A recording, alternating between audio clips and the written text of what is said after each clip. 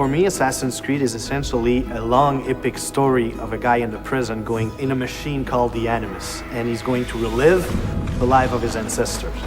In Assassin's Creed 2, we follow Desmond, who's going to live the life of Ezio Auditore da Firenze.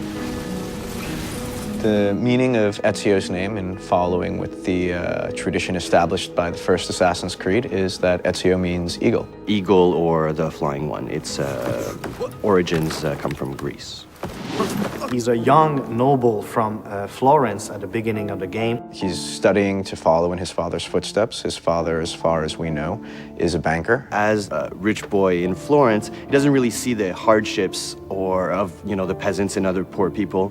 And it doesn't really affect him either. He's more of a carefree guy. He does what he has to do. He's got lots of money. He's got lots of friends. And in regards to the women, he's very charming. He always says the right thing. The right thing to surprise them, to stand out of the crowd. And that's why they have a really hard time resisting to his charms.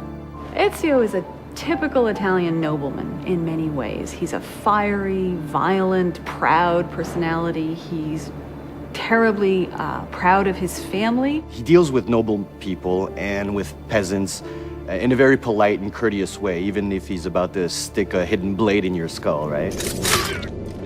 He has a very strange talent that his father is aware of, which is the eagle vision from the first game. Nobody really knows how come he has that, but we sort of find out in the game.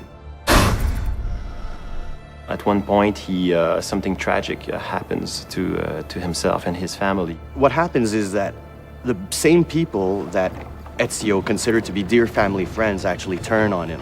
People that are very close to him are taken from him, and becoming an assassin and acquiring those skills will give him the abilities necessary to exact revenge.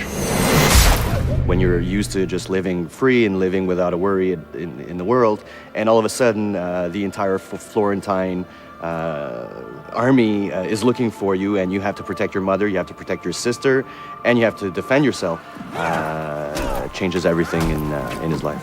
So going from this life of la dolce vita, in Italy, it will have to become this guy who needs to kill in order to survive. We see Ezio progressing very much so throughout the game, physically as well as emotionally and in his personality. As a player, you will go just like the main character, in the same, you will be at first just like you and I, and then will become this badass main character. Before, he just wants vengeance, but later on, he wants justice.